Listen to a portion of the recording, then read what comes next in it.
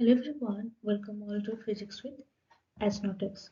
So in this video we will discuss about the cpet 2023 physics solution. So let's begin. And here's the first question of the session, and the question is beta half is equal to. And here you can see the options, and we can solve it by the method of beta lm is equal to integration over 0 to 1 x to the power l minus 1 1 minus x to the power m minus 1 dx. And also we have a formula with the gamma function, that is beta lm is equal to gamma l into gamma m whole divided by gamma m plus n.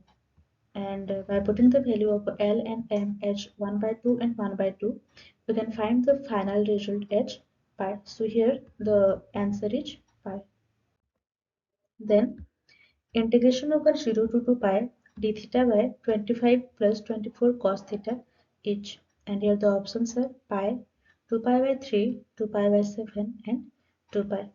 And here the solution we can see that if the equation is in the form of integration over 0 to 2 pi d theta by a plus b cos theta, or integration over 0 to 2 pi d theta by a plus b sin theta, then we can have the solution as 2 pi by root over of a square minus b square.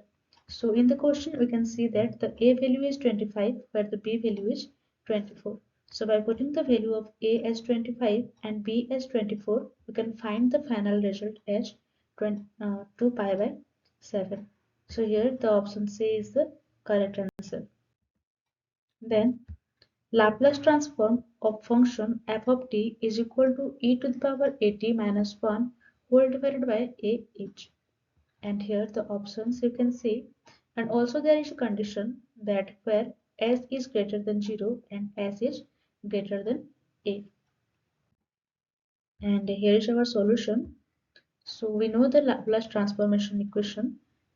Integration over 0 to infinity e to the power minus st f of t dt is equal to integration over 0 to infinity e to the power minus st, and here f of t is given as e to the power at minus 1 by a dt. So by solving it, we can find the final result as 1 by s into s minus a. So here the answer is option A.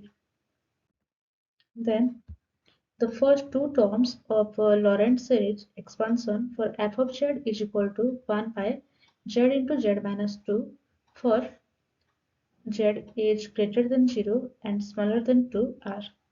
And the options you can see here. So let's proceed to the solution. So here the function is given as 1 by z into z minus 2. We can write it as 1 by z into 1 by minus 2 minus z. And by taking 2 as common, we can write it as 1 by minus 2z into 1 minus z by 2 to the power minus 1. And the final answer will coming out to be 1 by minus 2z 1 plus z by 2 is equal to minus 1 by 2z minus 1 by 2 square. So here the correct option is option B, which is minus 1 by 2z minus 1 by 2 square. So the answer is option B.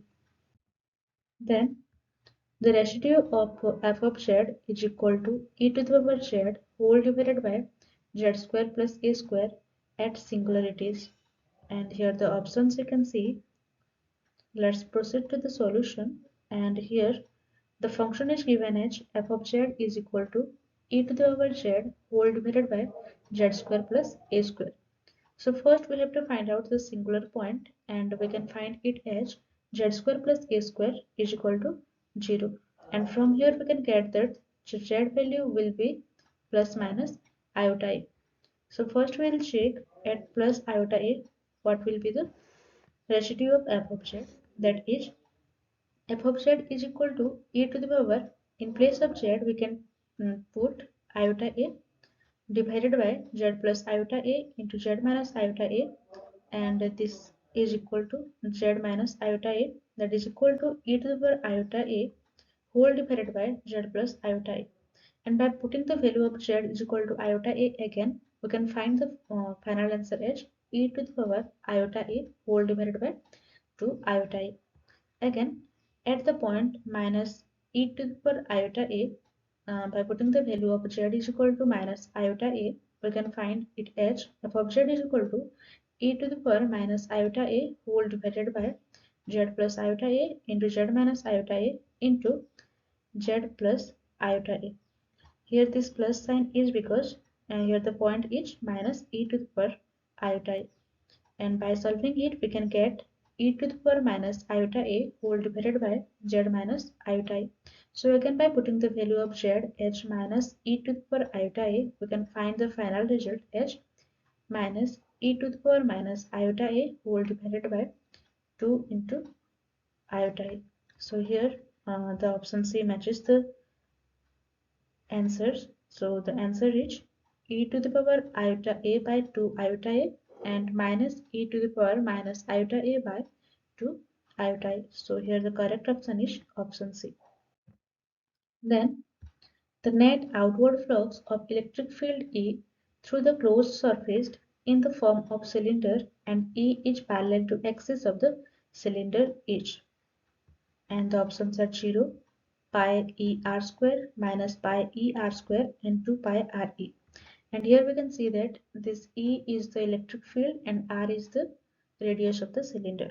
So let's proceed to the solution.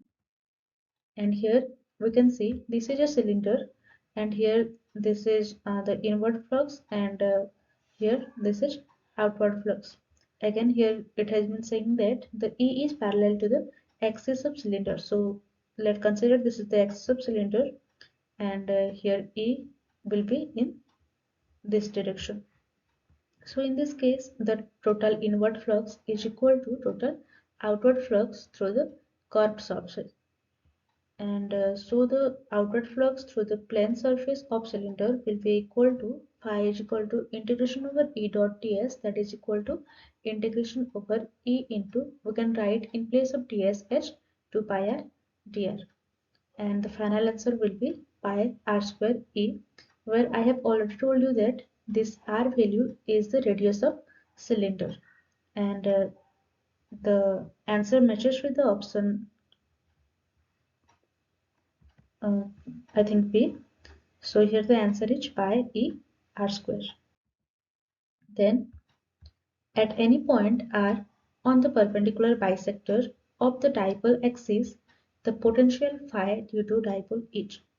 And here we have to find out the relation between the potential phi and the radius r. And here the options are phi is proportional to 1 by r, phi is proportional to 1 by r square, 0, and phi is proportional to 1 by r cube. And here the answer is 0 because we know that at the perpendicular bisector the potential is always 0. Then an electron is accelerated from rest through a potential difference of V and experiences a force F in a uniform magnetic field entering at right angle to it. On increasing the potential to Vdex, it experiences the force 2F in same magnetic field describing the same path. The ratio of Vdex by V is. And here the options are 1 by 4, 2, 1 by 2 and 4.